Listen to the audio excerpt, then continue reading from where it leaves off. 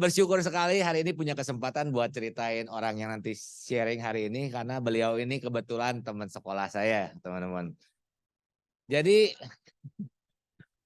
berabad-abad yang lalu, teman-teman, berabad-abad yang lalu ada dua orang manusia yang berada di sekolah yang sama, yang mungkin kenal tapi mungkin bukan teman main close inner circle. Tapi dua orang ini teman-teman mulainya barengan, teman-teman. Mulai sebuah perjalanan proses di sebuah kendaraan yang bernama Prudential, teman-teman. Yang saya tahu bahwa dua orang ini bukan orang yang terpintar di sekolah, yang satu malah paling bodoh kayaknya di kelas gitu ya. Yang satu lagi oke lah, cukup oke di kelas. Tapi dua orang ini menjalani prosesnya barengan, teman-teman. Nah, yang saya belajar dari kebetulan orang ini adalah teman saya namanya dulunya Donald, sekarang udah berubah jadi Ronald. Karena ada kesalahan nama waktu lahir. Cuman anak sekolah kan taunya yang di absen ya. Jadi kita panggilnya begitu ya. Mohon maaf Donald. Oke. Nah, tapi yang saya tahu bahwa beliau mulai dari ini teman-teman perjalanan hidupnya nggak gampang. Sama seperti saya ketika menjalani. Jadi kalau waktu saya dulu jadi partner pun seperti teman-teman, saya pernah jadi partner loh. Yang sekarang di depan dulu pernah duduk, teman-teman, tenang aja. Saya ketemu teman saya bilang, oh jangan ketemu si Donald, Will. Ntar lu tawarin Prudential sama dia mah. Gua juga Prudential mau nawarin lu. Jadi ngalamin hal-hal yang mungkin teman-teman alamin saat ini. Yang kita alamin. Nah, saya tahu perjuangannya beliau, teman-teman, berjuang dari case-case kecil, dari orang-orang dekat, bertumbuh ya. Dan sekali waktu beliau ngalamin hal yang gak gampang dalam hidupnya. Saya cukup ingat itu cukup seru dalam hidup beliau ketika dia mau promosi dan kurang satu case karena salah bayar, teman-teman. Kebayang nggak? Promosi kurang satu case karena salah kode nomor polisnya, jadi nggak issued. Tapi beliau tetap ngasih respon yang bagus. Karena respon-respon yang bagus yang beliau hidupi dalam hidupnya, akhirnya ada beliau saat ini dan timnya yang luar biasa besar. Boleh dong kita dengar Sunday Punch dari beliau, ada? Kita dengar Sunday Punch dari beliau sama-sama, yuk.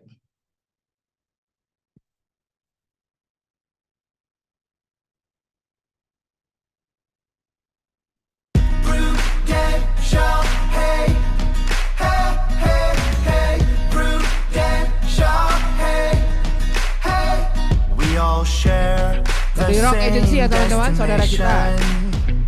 We all work together as one.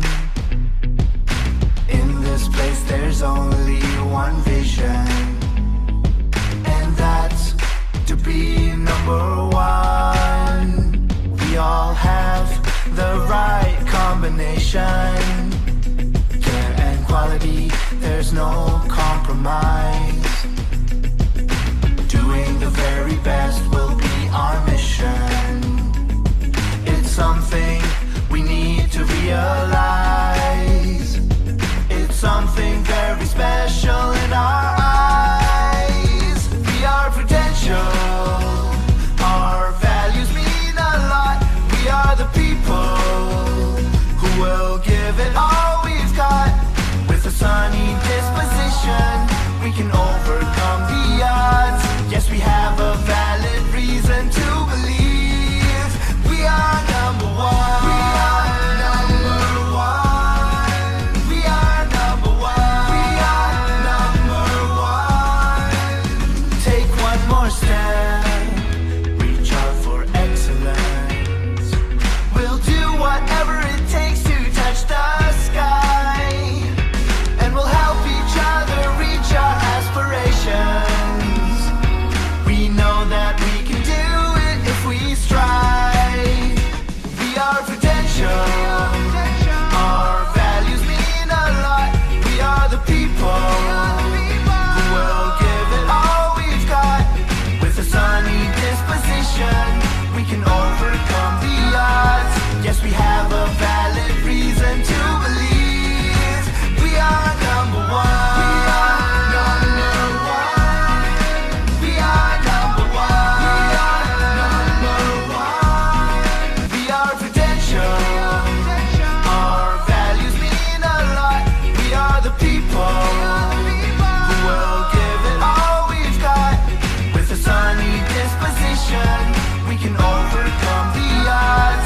Yes, we have a valid reason to believe we are number one. We are number one.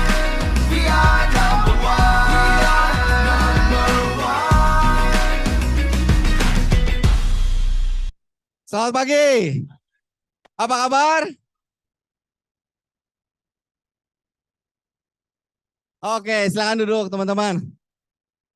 Thank you. Oh, saya harus menghadap ke sini juga ya. Oke. Hi netizen. Oke. Nah, perkenalkan nama saya Ronald. Benar tadi yang kata teman SMA saya katakan. Dulu saya sama dia itu kita satu SMA. Nah, lucunya dulu dia itu kalau SMA mah gue nggak mungkin temenan sama beliau karena dia anak bangor, jegernya sekolah, gue anak culun gitu ya. Jadi nggak mungkin anak culun berani deketin dia, oke? Bisa ditampol, oke? Nah, tapi lucu banget karena ketika gue ketemu pas Toto kita ketemu di Prudential, sejak saat itu beliau tuh jadi inspirasi buat gue guys, seriusan. Karena gue mikir gini. Dulu, nah lu orang gak tahu sih ya zaman dia dulu SMA. Oke, jadi baju tuh dikeluarin, gue inget banget ya. Kayaknya kalau kita kan kayaknya ke meja SMA di setrika gitu ya. Kalau dia kayaknya gue feeling gue yang kemarin masih dia pakai gitu kayaknya. Baju kemarin masih dia pakai lecek gitu ya. Ya Ci ya. Nah lu tanya istrinya. Pokoknya dikeluarin baju atau enggak jalan gitu kan. Biasa kayak ala-ala Stephen Chow lah dia gitu kan. Nah jadi waktu pas ketemu di Pro, gue cuma mikir, men kalau di orang tipe kayak begitu aja sukses di Prudential. Gue bego banget kalau gue gak sukses di Prudential. Gitu tau gak? Apalagi setelah tim beliau besar banget kan, gue jadi terinspirasi gue, wah ini bener gue gak boleh nyerah di Prudential. Oke, jadi thank you banget udah ngundang gua. Terima kasih untuk Koko Andre, Cici Yoke ya yang lagi di Jakarta. Terima kasih untuk para agency director di tempat ini. Oke. Terima kasih untuk para AAD dan para teman-teman agent dan juga untuk Koko Arya yang mengundang. Ini like family balik ke legacy ya. Ini karena kita dulu berasal dari rumpun yang sama. Oke. Nah, sekilas tentang gua tadi kayak yang dia ngomongin bener banget sama Willy bilang bahwa sebenarnya gua itu UN 2 kali dulu. Jadi ketika udah memutuskan, bayang lo hati udah decide, ini sedikit sebelum gua masuk materi ya. Hati udah decide karena saya kode keagenan 2008, cuma gua bandel. Nah ini sambil gue ceritain, nanti teman-teman agent yang di sini masih partner, Anda ambil aja yang Anda bisa ambil, oke? Ini karena ada message-nya. Dulu gue license itu 2008, tapi gue bandel, oke? Karena gue dulu mikir, oh kayaknya kalau double job, triple job, kayaknya profit makin banyak. Bener gak logiknya gitu kan? Kerjaan makin banyak, lu duit makin banyak. Nah, ternyata apa yang terjadi? Tidak. Lu kerjaan makin banyak, fokus lu kepecah-pecah. Dulu gue kerjaan 2-3, dulu lesin private, English private, terus gue penyiar radio, oke, dulu penyiar radio, salah satu radio rohani lah di Bandung, oke, jadi kalau Anda sering dengerin 90,5 Maestro FM, How Sweet the Sound, gitu, oke, langsung dari Kaca Piring 12 Bandung. Nah, itu dulu gue sempat siaran di sana, oke, siaran juga, nge-MC iya, terus ngeles-ngelesin iya, tapi kok malah gue bilang duitnya gak kemana-mana juga ya. Karena waktu itu gue ngerasa ngasih duit ke orang tua boro-boro. Gak bisa support orang tua. Terus buat diri gue sendiri aja tiap bulan kayaknya, apalagi kalau kalian dulu pernah di entertainment ya. Kayaknya kita semua tahu orang entertainment mah. Kayaknya duit entah melayang kemana hilang. Oke, jadi abis nge-MC duit habis gitu. Abis nge-MC duit habis gitu ya. Terus gini, jadi MC itu sebenarnya cuman besar di glamornya aja sih. Oke, kalau zaman sekarang mah lu heboh di postingannya aja gitu. Jadi sebenarnya duit mah nggak ya oke lah, tapi karena gini, pasangan kan yang nge-booking lu udah DP setahun sebelumnya, bener gak? Jadi kan lu udah di DP 50%. Pas hari H kan bayaran lu tinggal setengahnya sebenarnya. Paham ya, makanya cepet habis udah gitu duitnya. Udah gitu apalagi kalau belum nikah, oh iya foya-foya habis beli tas, beli baju apa habis aja. Nah, jadi akhirnya Gue cuma mikir, dulu mikir doang, nggak berani bertindak apa-apa ya teman-teman. Cuma mikir, ini kalau gue punya istri, punya anak, makan apa ya mereka yang ntar ya? Gitu aja, tapi cuma mikir gitu doang. Gue udah tahu nih ada sesuatu di hati yang kayaknya nggak aman. Oke, kayaknya ada yang nggak aman, tapi ya gitu aja kan biasa ya. Kan kita sering, udahlah aku mangke, gitu kan, nge-flow aja. Nah, terus gue akhirnya ngeles-ngelesin. Ngeles-ngelesin juga lumayan lah. Memang dari 3 income, saya pernah ngajar di international school. Saya dulu ngajar di Tutor Time, kalau ada yang tahu, saya ngajar di sana. Lalu ngeles-ngelesin, lalu siaran radio juga ya. Terus pokoknya gue kerjain juga. Dari ngelesin itu yang paling gede dari semua sebenarnya teman-teman. Cuman ngelesin, nah ini Anda kalau mau ngerekrut guru les ya, guru les privat ya, lu mau ngerekrut gampang. Karena guru les privat itu setahun miskinnya 2 kali. Tahu gak kapan? Pas liburan panjang bulan Juni sama akhir tahun liburan. Nah, gue kalau udah tengah tahun, gue udah takut tuh. Gue udah tahu parentsnya pasti hubungin gue. Mister libur dulu ya, aduh. Wah gawat deh. Karena kita mau liburan panjang. Nah, gue cuma bisa gigit kuku ya enggak. Nah, jadi bulan Juni yang lain teman-teman gue liburan ke Pangandaran, ke Bali gitu ya. Nah, gue di rumah tuh masak Indomie. Gitu, karena gak punya duit. Nah, sekali lagi pikiran itu sampai di otak gue. Ntar kalau gue punya anak istri gimana ya? Masa makan Indomie tiap hari gitu kan? Usus bisa nempel semua lengket yang nah, jadi tapi cuma mikir doang, udah nggak cuma mikir doang. Nah, itu guru les. MC lah, apalagi guru kalau di sekolah ya waktu itu jenjang karir gue waktu itu cuma asisten teacher, lead teacher, gue udah lead teacher. Nah di atasnya gue cuman kurikulum koordinator, sedangkan kurikulum koordinatornya adalah orang dekatnya bos. Jadi kan nggak mungkin lu menggantikan dia. Udahlah gue mentok di situ. Nah, tapi saya nggak bilang jelek ya teman-teman ya. Nah sekarang gue setiap kali ngerekrut gue selalu bilang apapun background pekerjaan lu masa lalu itu bukannya jelek, itu justru bekal untuk lu sukses di Prudential gue bilang. Karena apa yang saya dapatkan di Radio Maestro, apa yang saya dapatkan di MC, apa yang saya dapetin ketika ngajar, itu yang justru membentuk gue di Prudential. Ketika gue dapat banyak pelajaran MC itu justru dari Maestro. Di Maestro diajarin artikulasi, power, lu ngomong public speaking lah yang baik. Walaupun gajinya di penyiar radio, gue kasih tau aja ya, itu kita ada bercandaan di antara penyiar. Jadi penyiar itu gak bisa buat mamam, bisanya bisa buat mamampus. Oke, jadi income-nya itu bukan buat mamam, oke, buat mamampus. Ada yang bisa tebak gak dulu dibayar berapa sebagai penyiar radio? Nah, kita dulu dibayarnya per jam. Jadi sejam lu siaran dibayarnya 15.000 perak. Gue setiap kali siaran itu 3 jam. Jadi setiap bulan gue terima bayaran dari radio, gue langsung lihat, ya ini mas sekali nonton, beli popcorn, bayar parkiran, habis. Langsung gitu, oke ya tentunya. Terus gue kalau siaran itu kebagiannya Sabtu jam, nih dengerin jamnya, Sabtu jam 12 malam sampai jam 3 pagi, terus Minggu jam 7 pagi sampai jam 10.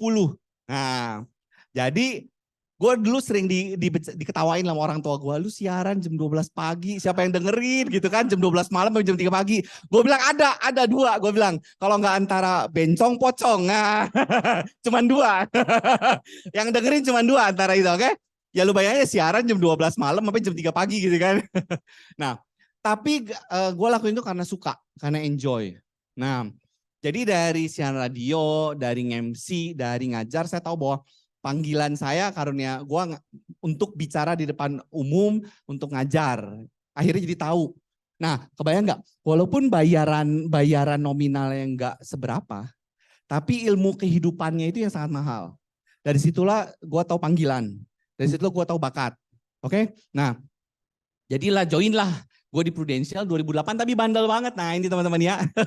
Jadi agent makanya lu jangan bandelnya kelamaan kayak gue. Oke, gue mah contoh jelek lah. Jadi 2008 gue udah license, bandel banget tuh. Gue baru full time full hard 2011. Nah 3 tahun kalau leader gue suruh training, gue alasannya mulia banget. Kalau Sabtu kan lu training Sabtu ya, kita kan lu satu rumpun kan training Sabtu. Gue mah gampang banget kalau lagi males. Ci, gue ada MC hari ini. Woi deh, gaya banget. Entah ada nggak ada, gue mah alasannya gitu aja kalau males. Lagi MC Sabtu capek, jadi nggak training. Wah. Kan leader gue nggak bisa apa-apa toh. Oh iya dia kerja gitu kan. Nah, padahal ngeles. Jadi boleh dong kasih tepuk tangan buat leader gue. Ci Lydia Seihu, jadi leader saya Ci Lydia Seihu, kayaknya pernah sharing ya di sini ya. Nah itu contoh orang yang tahan sama gua tuh. Mungkin dia dulu naik darat turun Inggris yang ngadepin gua ya. Nah tapi apa yang lu tabur lu tuai, jadi hati-hati ya. perilaku Anda ke leader direct Anda, nanti Anda tuai ketika Anda jadi leader. Nah, hati-hati. Jadi tim gua begitu semua, kayak gua semua tipenya Badung semua, oke? Nah, hati-hati. Makanya jadi kalau lu jadi agent, mending lu yang baik supaya nanti lu udah jadi leader dapat direct tim baik juga. Oke? Kalau enggak, nah lu makan nanti buahnya, oke? Nah, sama karena itu terjadi sama gua ya. Jadi karena dulu gua bandel sama leader gua gitu kan. Jadi gue butuh 3 tahun tuh guys. Nah, 3 tahun itu tapi ini menarik yang membuat saya full heart di Prudential. Karena gini, 3 tahun kan gue salah-salah ya. Alah dulu juga gue inget banget closingan pertama gue tuh 750.000 tau gak. Itu komisi cuma berapa coba ayo PAA zaman itu. Paling cuma 125 ya, cuma segitu lah gue bilang. Apanya 100 juta sebulan? Kalau zaman sekarang mah cuak gitu kan. Apanya 100 juta sebulan? Closingan pertama cuma 125.000 gue bilang gitu. Nah, tapi aku bayang gak, gue jalanin asal-asalan 3 tahun sambil nge-MC, siaran, apa segala macam. Income tapi mulai masuk tuh dari Pru tuh, dari mulai kan yang gue bilang tadi 125, terus tiba-tiba jadi 500.000, terus tiba-tiba jadi 1 juta, terus tiba-tiba jadi 2,5 juta. Nah, gue tuh baru ngeh ya, tiba-tiba pas tahu-tahu kok masuk rekening gue 5 juta ya. Asal-asalan loh, asal-asalan gue jalanin. Jadi ya hebatnya asiknya di kita kan itu lu efek bola salju ya enggak. Lu closing tahun pertama masih rolling terus kan. Nah kalau lu bayang gak gue bandel 3 tahun. Tapi asal-asalan closing. Dulu gue sering diejekin sama Victor Harjanto. Nah gila lu tiap tahun lu 100 juta API ada. Tapi lu gak promosi. Nah ini gue gak pernah lupa Victor ngomong gini ke gue. Lu mau tungguin gue 100 juta sebulan baru lu promosi. Asik kasih tepuk tangan gitu. Jadi dulu Victor ngomong gitu tuh ke gua dulu. Jadi dan jelek juga bener juga tapi ya. Karena gua kan tiap tahun bandel ya. Victor liatin gua produksi ada tapi gak pernah promosi gitu kan. Nah akhirnya tau-tau pas income udah mulai masuk 5 juta sebulan ke gua baru mikir. Gua yang asal-asalan aja bisa segini ya. Kan dulu kan gua gua tadi udah cerita sama Philip sama Ci Demi waktu pas lagi makan. Gua 3 kerjaan income tuh cuma 7 juta dulu guys. 3 kerjaan loh. Lu kerja dari Senin sampai Minggu karena lu nge-MC kan. Terus siaran yang jadwalnya keparat tadi itu kan, ya kan? Tadi lu kebayang gak? Sabtu Minggu. Jadi kan lu Sabtu Minggu kerja, lu kebayang gak? Subuh lagi, by the way gue tidur di studio. Jadi habis siaran gue gak pulang. Ya lu kebayang aja jam 3 pagi. Jadi gue tidur di studio, bangun pagi, siaran lagi langsung masuk dapur rekaman. Jadi itu lu kebayang ya mikrofonnya bau jigong gue kan. Langsung baru bangun tidur langsung siaran lagi. Jadi lu kebayang gak kerja Senin sampai Minggu lagi dari pagi sampai sore. Gue cuma dapet 7 juta sebulan. Gue bilang sama leader gue waktu itu, Ci Lydia kan jelasin semangat ya. Nih jenjang karir zaman dulu kan, gila 5 tahun 100 juta bla bla bla bla. Gue bilang, gue liatin angkanya. Gue gak bagus di angka ya guys, percayalah. Gue dulu diceritain jenjang karir detail, tidur gue di depan leader gue. Makanya kualat ya. Hati-hati lu. Seriusan dulu. Leader gue ceritain ini 0 tahun, kan dulu kan boring banget kan, ya gak? Lu kebayang gak jelasin 5 tahun, itu gila lu dulu hebat banget leader-leader lama lu bisa jelasin 5 tahun. Gue mah di tahun ketiga aja gue udah tidur gue mah. Dulu Pak AUM ya, agent, terus AUM, terus UM, SUM, AM. Gue di tahun ketiga aja gue udah tidur, udah gitu, gue gak ngerti. Cuman gue waktu itu cuma liatin leader gue ngomong, 5 tahun 100 juta nah, gue bilang, Ci, gue gak percaya 100 juta gue. Gue di 3 kerjaan, cuma dapat 7 juta gue bilang. Gini aja lah, gue janji sama lu. Kalau lu bisa ngasih gue 1 kerjaan yang bisa hasilin income dari 3 kerjaan. Gue ikut lu, gue bilang. Itu gue biasa MC kan orang sanguin ya. Ngomongnya kan gejeblak. Ngomong dulu baru mikir kan. Jadi gue ngomong gitu dulu. Kalau lu bisa dari 1 kerjaan, income gue yang 3 kerjaan itu keganti, gue ikut lu. Woi, langsung leader digituin ya. Wah, langsung oke. Nah, jadi 2011 Lydia itu maksa gue ikut ADS. Nah, kalau leader lama dulu ada tuh. Victor, Willy, Philip dulu, Arya, kita dulu bareng-bareng tuh. Wah, ikut tuh ke J-Expo ya, J-Expo Kemayoran. Nah, 2011 itu dipaksa waktu itu. Gue dipaksa lagi waktu itu ya sama leader gue. Nah, pinternya leader gue, ini ada acara bagus banget, lo harus ikut. Waktu itu bayar kan, gak punya duit sih. Gue bayarin katanya. Sorry, dulu pinter banget leader gue ngomongnya gini. Enggak, ini ada campaign, kontes. Kalau lu submit berapa case, gratis gitu. Padahal ternyata dia yang bayarin, hebat banget leader gue. Dia yang bayarin ternyata, gue ikut aja. Nah, 2011 itu guys, itulah yang gue tadi bilang sama Philip. Kayaknya langit prudensial di atas gue terbuka. Tiba-tiba, pung gitu ngentak gimana ya 2011 tuh. Di acara itu karena gue datang, kalau yang ikut ya acara J-Expo itu yang ikut kan ribuan orang ya. Lu habis sekali turun, lu kebayang gak? Lu gue ikut sesi, gue liatin, Edan ribuan orang begini segini banyak. Ini prudensial semua sih, iya katanya. Nah, lu kebayang gak? Lu ngantri ke WC, ngomonginnya SPAJ, closingan. Gue pikir, oh sama ngomongannya kayak di kantor ya. Terus lu lagi ngantri ke di situ kan ada minimarket tuh. Kalau kita lagi suntuk-suntukin ke minimarket alasan doang padahal cuma mau pengen jalan-jalan gitu kan. Ngantri beli kopi gitu kan, beli jajanan balik lagi gitu. Tapi lagi ngantri di kasir aja. Depan lu, belakang lu ngomongannya sama, kebayang nggak?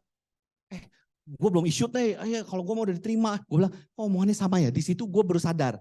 Cuman menyadarkan gue satu hal, leader gue berarti nggak ngebohong. Berarti apa yang diomongin leader gue sama, karena mirip persis. Berarti gue bilang, oh sistemnya jalan, gue bilang. Terus kan di sana ketemu Herianto ya. Kalau yang tahu Herianto kan, oh gila. Zaman dulu kan kita habis ADS foto tuh dynamic semua kan, kumpul foto bareng-bareng. Herianto ya, wah kenalin, nal sini nal. Nih sini nih, umur 23 tahun, income segini. Wah ini umur segini, tahu income segini, umur segini. Herian gitu kan kayaknya ya. Gue bilang, hah gila lu Edan, kok umurnya ada yang lebih muda dari gua, ada yang sama. Tapi kok income-nya Edan semua ya. Gue bilang, ada yang salah sama hidup gua gitu kan. Nah, yang lebih lagi menyadarkan gue adalah gini guys. Dulu di ADS itu momen sekalian acara promosi. Ya, dulu kalau lu masih ada disebutin tuh. Bukan agency director dulu, apa? Unit manager, senior unit manager, agency manager gitu kan. Terus Star Club juga dibacain, lu kebayang nggak? Star Club, Double Star Club, Presiden Cabinet Club. Nah, gua tuh duduk guys, gue liatin. Dulu masih sebelum sebanyak sekarang. Jadi fotonya muncul satu-satu gede, lu kebayang gak? Tampangnya gede banget muncul di layar di J-Expo. Nah ini mah maaf ya, gue cuma ngeliatin fotonya satu. Ini mah maaf banget, ini mah dosa ya. Gue cuma bilang ke leader gue bilang gini ke leader gue. Ci, maaf nih Ci, kalau ditampang kayaknya gantengan gue Ci. Gue cuma bilang gitu. Kayaknya kalau tampang gantengan gua, karena yang muncul tampangnya ya gitu ya, engkau pancoran gitu ya. Encek Cibadak gitu tampangnya. Tapi kebayang lu, Double Star Club, senior presiden kabinet club, terus agency manager. Wah, gue bilang, langsung di situ gua kayak terbakar dong. Gue bilang gila. Ini mah sih sekali sih, sorry to say, ini kalau kayak begitu aja bisa, masa gua nggak bisa? Gue coba bilang gitu waktu itu. Jadi 2011 pulang ADS gua ngejar tuh bener-bener. Oke. Nah kayak yang tadi Willy bilang, ya gue udah ngejar capek-capek dulu, kebayang gak? Itu bener-bener gue pergi pagi pulang malam, pergi gue prospek 2012 gue unit manager. Nah terus tadi yang Willy bilang, ada 3 SPAJ, jadi gue sebenarnya promosi unit manager, lo kebayang gak? Sorry, unit manager aman, nah unit manager mau naik ke SUM. Kan 900, gue 925. Nah, mirip banget kayak tempat siaran gue, 9,25 FM. Oke, 925 juta. Jadi gue udah submit segitu, tapi ada 3 case, gue salah gue ya. Jadi makanya tadi kalau Willy bilang, gue harus berespon baik karena gue harus terima itu kesalahan gue. Gue serahin ke sekretaris untuk tolong bayarin SPAJ-nya. Nah dia bayarin, sekretaris gue waktu itu lagi ngambil kuliah malam, ngambil S1. Jadi kan dia kerjanya banyak. Dia salah lah bayar 3 nomor SPAJ, ketukar-tukar semua. Jadi nggak issued. Harusnya padahal gue udah closing 925 juta API. Akhirnya itu mah udah mau sampai ke Pak Didi juga udah ngelihat. Pak Didi langsung, ini masalah kamu. Oh iya ya Pak, ya Pak. Akhirnya gue ngulang lagi. Jadi gue tuh UM 2 kali guys. Gue UM 2 kali. Gue udah bilang, leader gue mau udah nangis-nangis lah. Gue bilang, udah Ci tenang, air mataku sudah habis waktu agent. Asik.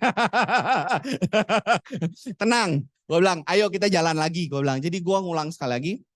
Tapi akhirnya gue tahun kedua gue ngulang UM, gue yaitu promo 3 direct tadi. Promo 3 direct, gue tutup, akhirnya gak mau pas-pasan lagi, gak 925. Gue tutup 1,2 M waktu itu. Promosi naik SUM. Puji Tuhan. Nah bisa promosiin 3 direct. Salah satunya directnya puji Tuhan yang sekarang udah buka KPM lagi. Niko Andreas, oke. Nah, lu kebayang gak nih ya, kalau dulu gua menyerah, kalau dulu gua bete, ya apaan Prudential, garing, kayak gini aja gak bisa diperjuangin. Aku berhenti, nah misalnya gitu dulu ya. Lu kebayang gak, sekarang nih gak ada BD33 dari direct gua kan. Jadi kebayang gak lu kalau tarik track back perjalanan lu di Prudential, semua nyambung lah guys, semua nyambung, semua sambung menyambung menjadi satu, menjadi kali cerita kehidupan lu menarik banget lah, amazing banget. Nah belum selesai, waktu gue SUM, gue kan udah submit 1,2 M kan. Aduh udah aman dong, gila gue tinggal ngejar AM, waktu itu 2,7 M. And you know what, gue udah beres ya, nah ini kan artinya lalu ada kejadian konyol terulang. Ini mah gue udah submit dulu form promosi, dulu kan di SFA, belum proof force ya. Dulu masih di SFA tuh, lu submit, terus lu submit juga form fisik. Nah kali ini mah sekretarisnya lupa masukin form fisiknya.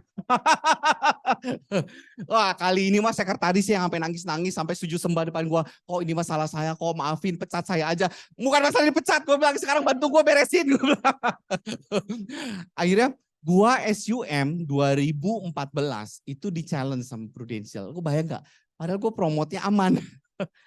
Tapi gue kena challenge. Karena waktu itu Pak Rinaldi harus tur dulu lah. Wah harus kena challenge-nya, gue berbulan Maret. Gue baru berubah SUM itu April 2014, lo bayang gak? April 2014 baru berubah SUM. Itu udah sport jantung. Karena kan gue promo 3 ya. Lu kebayang gak? Gue promo 3 UM. UM itu udah jadi barengan sama gue. Jadi sama sejajar semua. Gue masih UM, terus Niko siapa gitu masih UM, udah pada UM juga naik. Jadi kan gue sejajar. Gue gak punya direct dong jadinya. Jadi gue harus berjuang sendiri waktu itu. Akhirnya di challenge, gue harus closingan pribadi, aman, tapi April baru SUM. Dan gue harus ngejar dari April sampai Desember harus ngejar AM 2,7 M. Terus gue udah bilang, kayaknya gue nyerah nih. Kayaknya gak kekejar baru April. Tapi sekali lagi thank God banget, puji Tuhan gue gak berhenti. Tiba-tiba guys di Desember ada submitan orang closing single premi 700 juta. Desember lu kebayang gak?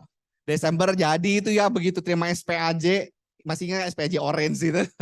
Langsung leader gue bilang, Nal, lu bawa ke DMC Jakarta sekarang juga. Wah jadi gue begitu closing siang, langsung tuh gue bawa ke Jakarta, itu SPAJ. Dulu masih pakai mobil Panther, masih masa berjuang. Nah kalau ada yang tahu dulu ya, Panther hijau itu, dulu masih pakai Panther. Jadi Panthernya itu bekas bokap gue yang pakai, gue yang bersihin apa rapihin. Tapi tetap aja namanya udah Panther tua ya. Jadi udah bukan power steering, tapi steering by power. Oke. Jadi lu kalau mau muter, boro-boro power steering lah. Wah edan. Terus kalau ada yang sampai ngikut mobil gue bukan yang gak sopan. Gue bilang jangan buka jendela ya. Karena kalau udah lu turunin gak bisa dinaikin. Lu harus tarik. Gitu, enggak. Jadi sekarang kalau gue beli mobil gue gak neko-neko. Gue cuma nanya power window-nya jalan apa enggak. Gue cuma nanya gitu doang.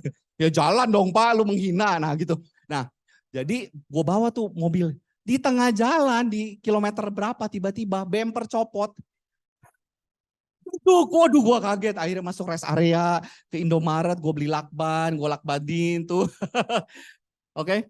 Ini luar biasa ya perjuangan waktu itu. Nah keluar lagi langsung ngejar DMC. Ada yang tahu kalian beruntung lah sekarang cuma tinggal submit gitu kan. Lu tinggal di ujung jari doang. Dulu kita ya ke DMC, ngeprint, nge-scan. Aduh. Makanya kalau sekarang mah aduh anak sekarang nih Om kasih tahu ya. Kan kayak Herianto kemarin ya, kayak Herianto. Ini kan soalnya angkatannya udah beda semua nih. Nih Om kasih tahu ya, lu enak banget lah zaman lu lah. Dulu kita harus, gue buru-buru skater cepetan scan langsung gue bawa ke DMC. Dulu DMC kan di jalan Kuningan. Nah, gue berangkat kan jam 2 siang tuh gue ingat. Pokoknya jam 10 closing, gue buru-buru cabut. Terus kan wah itu bumper apa segala macem kan. Jadi gue baru nyampe Jakarta, lu bayangin sore jam 4:30. Lu tahu dong Kuningan jam 4:30 sore. Lu bayangin gak? Aduh macet dong. Terus udah gitu kan belum ada Gojek, belum ada Google Maps. 2014 ya. Gua nggak tahu karena gue masih pakai BBM waktu itu kan. Kita masih pakai BBM. Nah, jadi gue nyasar. Gue nggak tahu ini di mana gedung DMC. Terus yang problemnya lagi udah kebelet kencing lagi. Udah macet kebelet kencing. Jadi gue nggak ingat ada hotel mewah tuh di Kuningan ya. Gue belok aja. Karena gue udah kebelet berat. Gue belok, gue masuk parkiran, terus gue udah turun, gue bilang, wah kayaknya nggak sanggup nih, gue cari WC lagi. Akhirnya gue kencing di situ guys. Gue berharap nih asal jangan ada CCTV aja. Kayaknya kalau zaman sosmed sekarang udah langsung muncul ya di Lambe Tura. Gila ada orang kencing di parkiran, woi, gitu. Itu bener-bener gila. Jadi kalau lu orang lihat glamornya ya, lagi gala dinner, promosi, kalau lagi berjuangnya mah kagak ada glamor-glamornya lah. Nggak ada tuh glamor-glamornya. Akhirnya gue parkir, pas udah gue parkir itu kan masih ada tuh ya bekas. Gue langsung kabur. Gue akhirnya panggil ojek, bukan Gojek ya, gue panggil ojek. Pak, tahu nggak alamat ini Pak? Langsung dianterin. Di MC tutup jam 8 malam, gue nyampe 7.45 loh bayang nggak? Gue masukin submit, tapi yang bener lewat DMC. Submit malam itu besoknya issued. Nah, jadi gue tutup promosi ayam, nggak bagus sih, di sini banyak yang lebih gede. Cuman itu perjuangan hidup gue tutup 2,955 ya. 2,9 M.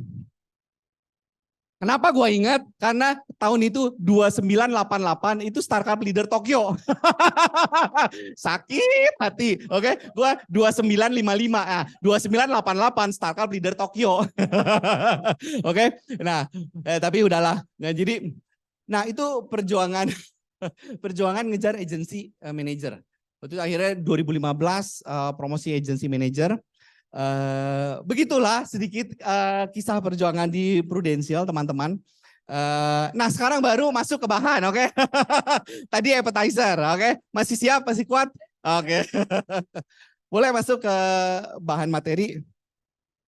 Widih canggih banget ininya. Ini next begini doang ya? Beda soalnya. Oke. Hah? Oh, voice comment ya? I voice you comment, oke? You do my comment, oke? Oke, nah judul hari ini saya itu adalah guys, no belief, no relief, oke? Jadi kalau lu nggak ada rasa percaya, lu nggak ada kebebasan tuh, nggak ada kelepasan ya, nggak ada bebas di hati, di diri, oke? Itu judul saya. Nah saya dapat ambil ini karena biasa gue bikin materi itu biasa hasil perenungan ya, gue perenung apa yang terjadi di Prudential, lalu apa sih yang terjadi di sekitar. Nah ini gue perhatiin dari sekarang kebanyakan dengan perkembangan zaman dan dengan kelakuan tingkah laku di industri sekarang. Jadi gue bikin begini ya, no belief, no relief. Mudah-mudahan bisa jadi berkat buat teman-teman. Oke, nah sekarang saya mau nanya gini teman-teman. Nah ini dari tadi kan gue terus yang ngoceh ya. Sekarang gue mau nanya balik. Menurut Anda, menurut kalian, apa aja sih job desk seorang agent? Ayo. Nggak ada yang benar, nggak ada yang salah. Ayo coba sharing aja. Ya. Sharing ke banyak orang, oke. Apalagi? Training, oke. Bantuin klaim, oke. Apalagi? Sebutin aja langsung, teriakin aja. Ketemu orang, oke. Terus apa lagi? Ya, update produk. Terus apa lagi guys?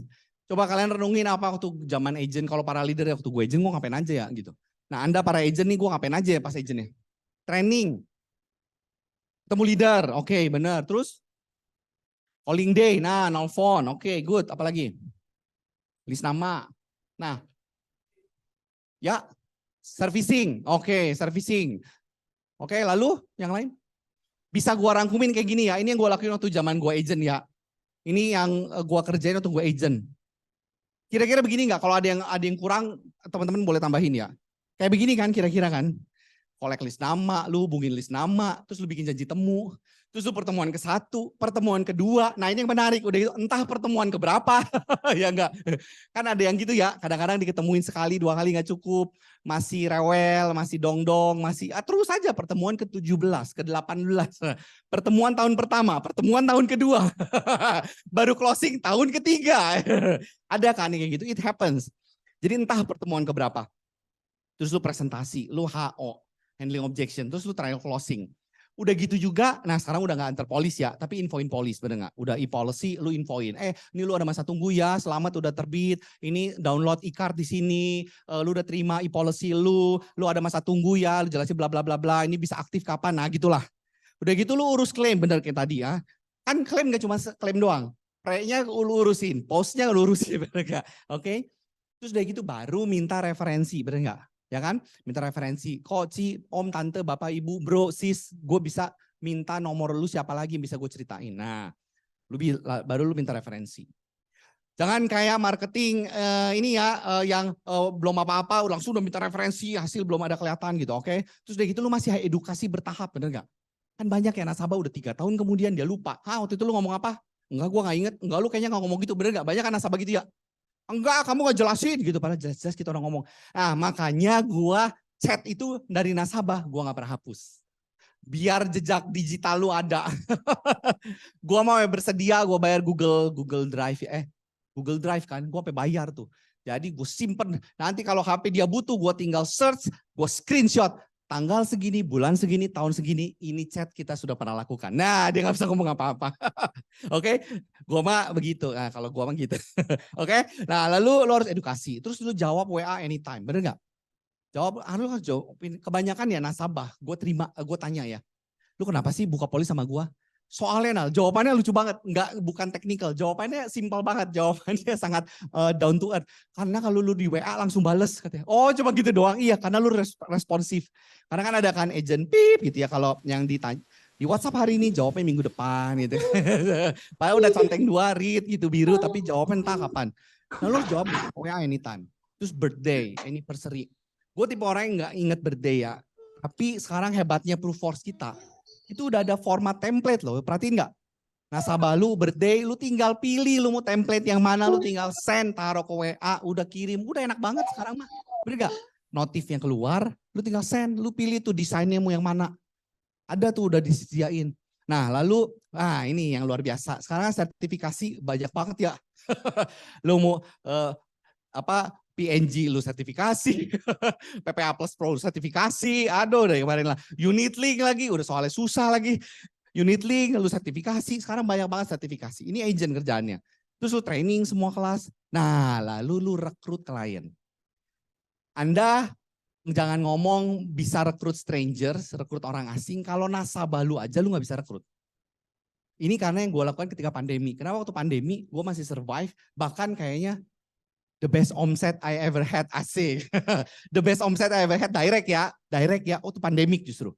Karena asik banget guys, itu gampang banget. Lu rekrut siapa coba? Lu rekrut nasabah lu. List nasabah segitu banyak, gue langsung tinggal. Waktu itu untungnya Prudential luar biasa baru keluarin produk tradisional waktu itu. Wah gue gunain sebagai momentum waktu itu. Sekarang ini kayak clean slate, ini lembaran baru. Bro sekarang keluar produk tradisional, bagus gue bilang. Nah tapi gue langsung baru gue rekrut. Sudah saatnya lu mengerti, memahami produk asuransi. Nah jadi lu harus punya license kode keagenan. Gue ceritain tuh, nah gampang cara ngerekrut, apalagi itu tuh relaksasi zaman pandemi. Itu paling enak banget teman-teman waktu itu. Oke, nah ini job desk agent teman-teman. Ya, nah ini agent. Jadi kalau ada agent, belum promosi-promosi aja, boleh nanya, udah dilakuin belum? Oke, silakan cek satu-satu. Nah, direct leadernya kalau pas ada agent directnya di sebelah lu bilang, itu kerjaan lu harusnya di depan. Itu harusnya kerjaan lu, oke? Nah itu tuh kerjaan lu, oke? Kalau lu belum promosi-promosi aja gitu, udah ditanya, tahun keberapa di Prudential? Tahun ke-17. Sekarang apa? Agent. Gitu, berarti kayaknya ya, ini ada yang gak dikerjain nih teman-teman. Ada yang gak dikerjain. Kalau lu kerjain, pasti ada hasil teman-teman. Karena ini yang saya lakuin di 2011 waktu itu. Oke, nah sekarang saya ke job desk leader. Nah sekali lagi saya tanya kalian, kalau menurut Anda job desk leader apa sekarang? Ayo. Rekrut, terus apa? Sparring. Oh mentoring, kirain sparring. Emang kalau udah ada produksi gua ajak sparring aja loh. Oke, mentoring, terus apa lagi? Closing. Nah, nanti ya, kerjaan leader, apa yang tadi agent kerjain, itu leader masih kerjain loh. Lu jangan salah, oke? Jadi, apa yang agent kerjain, itu leader masih kerjain kerjaan agent. Lu kebayang gak? Karena kan kita harus jadi teladan ya. Lu harus contohin. Oke? Gua bukan, tadi gue juga bilang sih ke Philip sama Cidemi, gue bukan tipe penjual guys. Jualan gue gak pernah besar. Karena waktu gue ngerti bisnisnya, wah ini mah bisnis kepemimpinan men. Ini mah bisnis manusia, oke, wow, gue bilang, kalau lu bisa mimpin orang, lu bisa sukses di bisnis ini, gue bilang. Jadi waktu itu gue fokusnya di besarin tim. Tapi nggak besar-besar aja jualan, gue pokoknya komitmen. Minimum ya sebodoh-bodohnya gue, tiap tahun gue harus jualan sama seperti angka promosi AAD. Jadi supaya kalau tim direct gue ada yang macem-macem, bilang lu bacot aja suruh gue jualan-jualan. Lu jualan nggak? Gue bilang, gue tiap tahun jualan aja gue promosi AAD. Gue bilang, oke minimum ya. Jadi sebego-begonya gue. Jadi kebayang nggak agent aja, leader aja, tetap masih harus kerjaan leader, agent, ngerti ya? Nah, tapi di luar itu apa teman-teman? Ayo. Ini saya masih sengaja kasih ruangan kosong, jadi siapa tahu teman-teman bisa ada yang tambahin. Tapi ini yang gue pikirin, kayaknya ini yang waktu itu gue kerjain ya sebagai leader. Berarti nomor 1 ya, semua kerjaan agent. Jadi tadi yang kita bahas sebanyak itu leader masih kerjain, lo kebayang gak? Nah ditambah sekarang rekrut, lu ngurusin NPA, lu ngurusin license code, lu coaching, direct meeting, group meeting, bikin materi kayak begini kan, join field work. Ya urus form sebenarnya sekarang udah bisa admin itu mah, lu bisa entahlah CA atau PA.